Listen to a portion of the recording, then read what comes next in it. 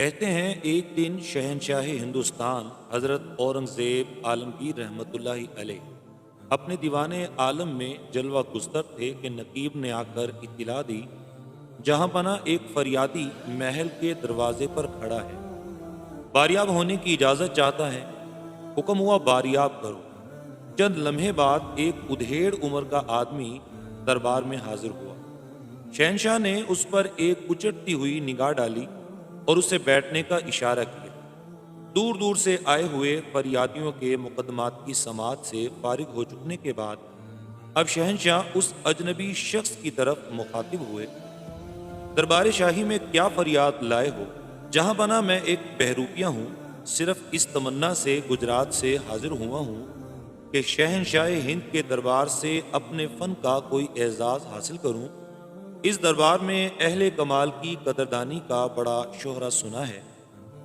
اورنگزیب نے زیر لب تبسم فرماتے ہوئے جواب دیا، تم نے ٹھیک ہی سنا ہے، اہل کمال کی قدردانی ہمیشہ سے شاہی دربار کا شیوا رہا ہے۔ میں اجازت دیتا ہوں کہ اپنے فن کا مظاہرہ کرو۔ ایک بہروپیہ کا سب سے بڑا کمال یہی ہے کہ وہ اپنے جور کو اصلیت کے سانچے میں اس طرح ڈھالے کہ نقل کا پہچاننا مشکل ہو جائے۔ تم نے اگر مجھے دھوکہ دے دیا تو میں یقین کر لوں گا کہ تم اپنے فن میں کامل دستگاہ رکھتے ہو۔ اسی دن ایک قدردان کی طرح میں تمہارے فن کی داد دوں گا۔ شہنشاہ کا یہ جواب سن کر خوشی خوشی بہروپیہ دربار سے رخصت ہوا اور اپنی قیام گاہ پہنچ کر کئی دن سوچتا رہا کہ کون سا روپ اختیار کیا جائے کہ بادشاہ کو بھرپور دھوکہ دیا جا سکے۔ ایک مہم سے واپس ہوتے ہوئے شہنشاہ راستے میں بیمار پڑ گئے۔ دلی کی راجدھانی میں ہلچل مچ گئی۔ ہر طرف عبادت خانوں اور درس گاہوں میں دعائے صحت مانگی جانے لگی۔ شاہی بیگمات نے نفلی روزوں کی منت مان لی۔ گلی گلی میں محتاجوں اور مسکینوں کو خیرات لوٹائی گئی۔ علاج کے لیے ملک کے کونے کونے سے ماہر طبیبوں کا تانبا بن گیا۔ چند دنوں میں شہنشاہ روبہ صحت ہونے لگے۔ غسل صحت کے دن ساری راجدھانی خوشی کے شادیانوں میں ڈوب گئی۔ بیماری سے صحت یابی کے بعد آج پہلی مرتبہ شہنشاہ دربار عام میں تشریف لانے والے تھے۔ مشتاقان دید سے دربار کھچا کھچ بھرا ہوا تھا۔ آنکھیں پھاڑے ہوئے ہر شخص بادشاہ کی آمد کا منتظر تھا کہ اتنے میں نقیبوں نے آواز دی۔ سارا دربار سر و قد کھڑا ہو گیا۔ مبارکباد اور ایام اقبال کی دعاؤں کی گونج میں شہنشاہ تخت آونوس پر جلوہ افروز ہوئے۔ اسی درمیان میں ایک چوبدار نے آ کر خبر دی، جہاں پناہ کی علالت مزاج کی خبر ایران تک پہنچ گئی۔ علاج کے لیے شاہ ایران نے اپنا خصوصی طبیب دربار عالی میں حاضر کیا ہے، وہ باریاب ہونے کی اجازت چاہتا ہے۔ شہنشاہ نے اس خبر کا خیر مقدم کرتے ہوئے اسے باریاب ہونے کی اجازت مرحمت فرمائی۔ سارے درباری ایران کے شاہی طبیب کو دیکھنے کے لیے متوجہ ہو گئے۔ تھوڑی ہی دیر میں حکمائے یونان کی دستار و ابا میں ایک بوڑھا شخص نمودار ہوا۔ اس کی پیشانی سے حکمت و دانائی کی ذہانت ٹپک رہی تھی۔ اس کے پیچھے غلاموں کی ایک لمبی قطار تھی، جن کے سروں پر دواؤں کے چھوٹے بڑے صندوق رکھے ہوئے تھے۔ سارا دربار شاہ ایران کے جذبہ ہمدردی کی ستائش سے گونج اٹھا۔ شہنشاہ تھوڑی دیر تک نظر جمائے ہوئے آنے والے کو دیکھتے رہے۔ ایران کا طبیب جیسے ہی پابوسی کے لیے آگے بڑھا، شہنشاہ نے مسکراتے ہوئے کہا، میں نے تمہیں پہچان لیا۔ یہ جواب سنتے ہی مارے شرم کے بہروپیہ پانی پانی ہو گیا۔ اسے اپنے فن کی ناکامی پر اتنا قلق ہوا کہ الٹے پاؤں وہ دربار سے واپس لوٹ گیا۔ ایک عرصہ دراز تک وہ اپنی شکست کے غم سے نڈھال رہا۔ آنکھوں کی نیند اڑ گئی۔ پھر آہستہ آہستہ اس نے اپنے ٹوٹے ہوئے حوصلوں کو جوڑ کر کھڑا کیا۔ آج رمضان المبارک کی 29 تاریخ تھی۔ غروب آفتاب کے بعد دور افق پر ہلال عید کے تمناؤں کی نگاہیں جم گئی۔ چند ہی لمحے بعد شور اٹھا، عید کا چاند نظر آ گیا۔ قلعہ معلیٰ سے توپیں سرد ہوئیں اور سارا شہر مسرت و نشاط کی بارشوں میں نہا گیا۔ ہر طرف عید کی چہل پہل شروع ہو گئی۔ عزت و وقار کی کھلی ہوئی فضا میں عید کی حقیقی خوشی ہر گھر سے پھوٹی پڑ رہی تھی۔ رات گئے تک علماء و مشائخ کی بارگاہوں سے شکر خداوندی کی تہنیتیں بلند ہوتی رہیں اور عاشقان الہی تسبیح و تہلیل کے انوار میں نہاتے رہے۔ آج ساری رات کے لیے قلعہ معلّہ کا دروازہ کھلا ہوا تھا۔ مملکت کے سارے مساکین امڑتے ہوئے سیلاب کی طرح ٹوٹ پڑے تھے۔ اعلان عام تھا کہ عید کے دن شاہراہوں پر کوئی بھوکا ننگا اور مفلوق الحال نظر نہ آئے۔ صبح ہوتے سارے اہل حوائج کی حاجتیں پوری کر دی جائیں۔ راجدھانی میں جشن مسرت کا یہ سماں ساری رات قائم رہا۔ صبح ہوئی تو ایک نئی فصل بہار کی مسکراہٹیں ہر طرف بکھر گئی تھی۔ ساری فضا رنگ و نور میں شرابور تھی۔ نورس کلیوں، شگفتہ پھولوں اور مہکتے ہوئے غنچوں کے رنگ برنگے جلووں سے سارا شہر گلستان میں تبدیل ہو گیا تھا۔ اسلامی اقتدار کا لہراتا ہوا پرچم آج آسمان کی رفتوں کو آواز دے رہا تھا۔ یہی عالم جانواز تھا کہ قلعہ معلّہ سے نماز عید کے لیے پہلی توپ سرد ہوئی۔ تھوڑی دیر کے بعد شاہراہوں پر فرزندان توحید کی قطاریں لہراتی ہوئی موجوں کی طرح امڑنے لگی۔ دوسری توپ کے سرد ہوتے ہی قلعہ معلّہ سے شاہی جلوس جامع مسجد کی طرف روانہ ہو گیا۔ آج امیر کشور ہند کی پیشانی پر عجز و نیاز بندگی کی خاک چمک رہی تھی۔ اس کی کیفیت دیکھ کر لوگوں کے قلوب ہل گئے۔ کتنی آنکھیں خشیت الہی کے تاثر سے آبدیدہ ہو گئی۔ انہی رقت انگیز جذبات عبودیت کے سائے عید کی دوگانہ نماز ختم ہوئی۔ خطبہ معانقہ سے فارغ ہو کر مسرتوں کے پھول بکھیرتے ہوئے فرزندان اسلام کا یہ امڑتا ہوا ہجوم اپنے اپنے گھروں کی طرف روانہ ہو گیا۔ قلعہ معلّہ کی ایک پرانی رسم تھی کہ نماز عید کے بعد والیان ریاست اور روسائے مملکت کی طرف سے شہنشاہ کے حضور میں نظر گزاری جاتی تھی۔ اب اس کی تیاریاں شروع ہو گئی تھی۔ قیمتی تحائف اور پیش بہا جواہرات کے تھال لیے ہوئے نوابوں، راجاؤں اور جاگیرداروں کی منڈیاں قلعہ معلّہ کی طرف بڑھ رہی تھی۔ صدر دروازہ سے لے کر دیوان عام تک محل کا سارا حصہ دلہن بنا ہوا تھا۔ نقیبوں کی صداؤں کی گونج میں شہنشاہ دیوان عام میں تشریف لائے۔ تخت آبنوس پر جلوہ گستر ہوتے ہی سلامی اور عید کی مبارکباد کا شور بلند ہوا۔ والیان ریاست اور روسائے مملکت اپنی اپنی کرسیوں پر ایک قطار میں بیٹھے ہوئے تھے۔ باری باری ایک ایک کر کے سب نے شہنشاہ کے حضور اپنی اپنی نظر پیش کی۔ آخر میں ترکستان کا ایک جوہری اٹھا اور اس نے شہنشاہ کے حضور میں ایک چھوٹا سا صندوق پیش کرتے ہوئے کہا، اس میں بدخشاں کا وہ لال شب چراغ ہے جو 1000 سال تک مریخ کی خنک چاندنی پر پرورش پاتا رہا، تب جا کر آج اسے پائے گاہ عالی تک پہنچنے کا اعزاز حاصل ہوا ہے۔ عقب اقبال کی تابندگی سلامت رہے۔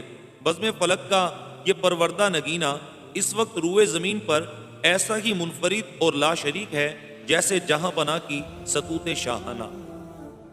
شبہائے تار کی روشنی، دیدہ عقل کا چراغ، چمنستان آزردہ کا لالا، بہت سارے ناموں سے ترکستان کے جواہروں نے اسے موسوم کیا ہے۔ فرمان روائے ہند کے حضور میں یہ تحفہ نایاب پیش کرتے ہوئے آج میری مسرت کی کوئی انتہا نہیں ہے۔ یہ کہتے ہوئے صندوق کو پائے گاہ شاہی میں رکھ کر جیسے ہی واپس لوٹنا چاہتا تھا کہ شہنشاہ عالم اورنگزیب نے زیر لب تبسم فرماتے ہوئے جواب دیا، اس بار بھی ہم نے تمہیں پہچان لیا۔ یہ الفاظ تیر کی اس کے دل میں ترازو ہو گئے۔ عالم اضطراب میں بڑی مشکل سے وہ اپنے آپ کو سنبھال سکا۔ اس بار کی چوٹ اتنی گہری تھی کہ بہت دنوں تک اس کے دل کا زخم رستا رہا۔ 1000 شکست و ریخت کے بعد بھی اس نے اپنا حوصلہ ٹوٹنے نہیں دیا۔ پھر کچھ دنوں کے بعد اس کے فن کی غیرت جاگ اٹھی اور آخری بار وہ اپنی قسمت آزمانے کے لیے اٹھ کھڑا ہوا۔ کچھ ہی عرصے بعد دکن کے علاقے سے یہ خبر موصول ہوئی کہ وہاں بہت سے راجاؤں نے خود مختاری کا اعلان کر دیا ہے اور وہ بغاوت کے لیے اٹھ کھڑے ہوئے ہیں۔ مقتضائے وقت کے مطابق آتش بغاوت شروع کرنے اور باغیوں کو کیفردار تک پہنچانے کے لیے بذات خود دکن کی مہم پر روانگی کا ارادہ فرما لیا۔ ملک کے گوشے گوشے سے ایک عظیم لشکر کی ترتیب کا کام شروع ہو گیا۔ ساری تیاریاں مکمل ہو جانے کے بعد ایک معینہ تاریخ پر شہنشاہ کی روانگی طے پا گئی۔ آج صبح سویرے حضرت اورنگزیب ایک لشکر جرار اپنے جلوس میں لیے روانہ ہو گئے۔ جن جن گزرگاہوں پر سے شہنشاہ اورنگزیب گزرتے تھے سارے علاقے میں دھوم مچ جاتی تھی۔ سفر کا روٹ آبادیوں اور شہروں سے ہٹ کر زیادہ تر پہاڑوں اور جنگلوں کو عبور کرتے ہوئے بنایا گیا تھا۔ صبح و شام موصول ہونے والی اطلاعات کے مطابق یہ مہم نہایت سنگین ہوتی جا رہی تھی۔ باغیوں کے چھوٹے چھوٹے حلقے آپس میں متحد ہوتے جا رہے تھے۔ اس طرح دکن میں ایک باغیانہ قوت مستحکم ہوتی جا رہی تھی۔ اس لیے اس سفر میں ہر دوسرے تیسرے پڑاؤ پر نئی نئی کمک فوج میں شامل ہوتی جا رہی تھی۔ حضرت اورنگزیب عالمگیر طبعاً بزرگان دین اور اولیاء مقربین کے ساتھ گہری عقیدت رکھتے تھے، اس لیے دستور یہ تھا کہ راستے میں جہاں جہاں بھی کسی بزرگ کا مزار ملتا، قافلہ روک کر مزار پر حاضری دیتے، فاتحہ پڑھ کر فتح و نصرت کی دعائیں مانگتے اور روانہ ہو جاتے۔ دوران سفر ایک پہاڑی سلسلے کو عبور کرتے ہوئے ایک جگہ سے گزرے تو دیکھا کہ کئی ہزار انسانوں کا ہجوم لگا ہوا ہے۔ خیموں اور گھونس کے جھوپڑوں کی ایک بستی بس گئی ہے۔ کوہسار کے ویرانوں میں آدمیوں کا یہ میلہ دیکھ کر شہنشاہ کو بڑی حیرت ہوئی۔ دریافت کرنے پر معلوم ہوا کہ قریب ہی پہاڑی کی کوہ میں ایک خدا رسیدہ بزرگ ہیں، جن کی زیارت اور حصول فیض و برکت کے لیے مہینوں سے یہاں میلہ لگا ہوا ہے۔ سینکڑوں بندگان خدا یہاں سے فیضیاب ہو کر واپس لوٹے ہیں۔ لوگوں نے بتایا کہ ان کی عجیب شان ہے، نہ وہ کھاتے ہیں، نہ پیتے ہیں، اور نہ ہی کسی سے بات کرتے ہیں۔ سدا آنکھیں بند کیے ہوئے یاد الہی میں محو رہتے ہیں۔ ان کے قریب پہنچ کر دل کی حالت غیر ہو جاتی ہے۔ ان کے پرنور چہرے پر نظر ڈالنے کی تاب بڑی مشکل سے کسی کے اندر پیدا ہوتی ہے۔ یہ حالات سن کر اورنگزیب عالمگیر کے دل میں بھی ان کی زیارت کا اشتیاق پیدا ہو گیا۔ میرے لشکر کو حکم دیا کہ یہاں پڑاؤ ڈال دیا جائے۔ دم کے دم میں پہاڑ کا طویل و عریض دامن ایک شہر میں تبدیل ہو گیا۔ شام ہو چکی تھی، اس لیے طے پایا کہ صبح کے اجالے میں درویش کی زیارت کے لیے شہنشاہ تشریف لے جائیں گے۔ صبح ہوتے ہی پہاڑ کی کوہ تک ساری گزرگاہ کو سپاہیوں نے ہموار کر دیا۔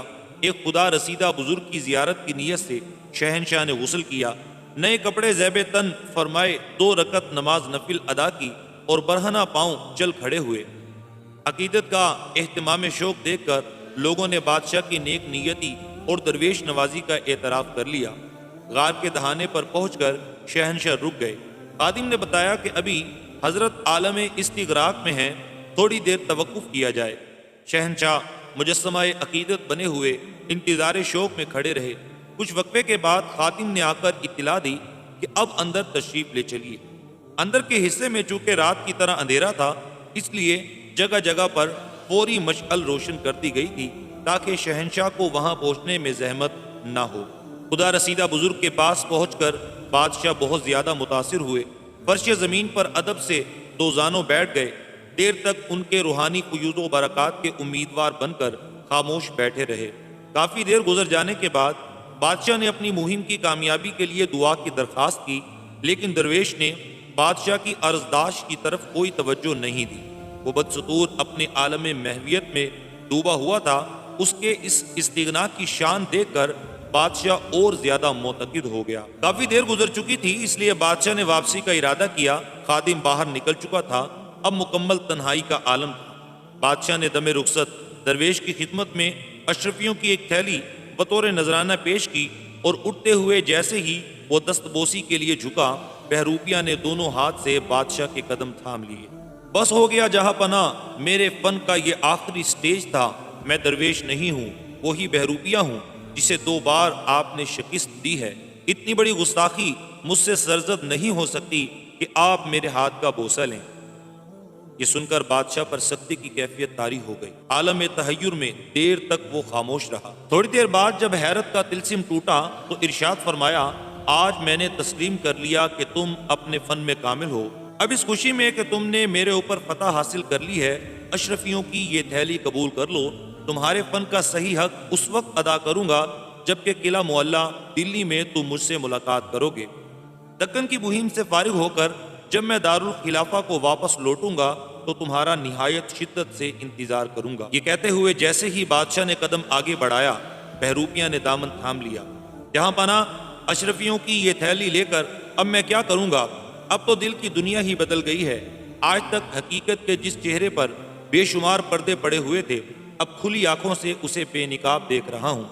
فقیر و درویش کی نقل میں جب یہ تاثر ہے کہ کشور ہند کے شہنشاہ کی معزز پیشانی میرے آگے جھک گئی، تو اصل کی طرف اگر میں رخ کر لوں تو کسی اور اعزاز کی مجھے کیا ضرورت ہے؟ یہ کہتے ہوئے ایک چیخ ماری اور جیب و گریباں کی دھجیاں اڑاتا ہوا چشم زدن میں نگاہوں سے اوجھل ہو گیا۔ بادشاہ پر پھر ایک سکتے کی کیفیت طاری ہو گئی۔ اس رکت انگیز واقعے کے تاثر سے آنکھیں بھیگ گئی۔ غار کی تنہائی میں دیر تک سوچتے رہے کہ خدا کی شان بھی کیسی بندہ نواز و بے نیاز ہے۔ کوئی عمر بھر جھک مارتا ہے تو دروازہ نہیں کھلتا، اور کسی کے لیے ایک ہی لمحہ آتشی زندگی بھر غفلتوں کا کفارہ بن جاتا ہے۔ پھر بادشاہ کی توجہ تصویر کے دوسرے رخ کی طرف مبذول ہوئی۔ خدا شناسی اور فقیر و درویش کے نکالوں نے دنیا میں کیسے کیسے کسے کسے لوٹا ہوگا، کون جانتا ہے۔ اس راہ کا فریب خوردہ ایک میں ہی نہیں تھا، میری طرح لاکھوں افراد شیطان کے مکر کا شکار ہوتے ہوں گے۔ صد ہے کہ اس راہ کے فریب سے بچنا کتنا مشکل ہے۔ تسبیح و مصلی، تقدیس و تحلیل اور ریاضت و عبادت کے چمکدار سکون پر کون نہیں ریجھ جائے گا۔ پروردگار، تو ہی اپنے محبوب کی بھولی بھالی امت کو وقت کے فریب کاروں سے بچانا، آمین۔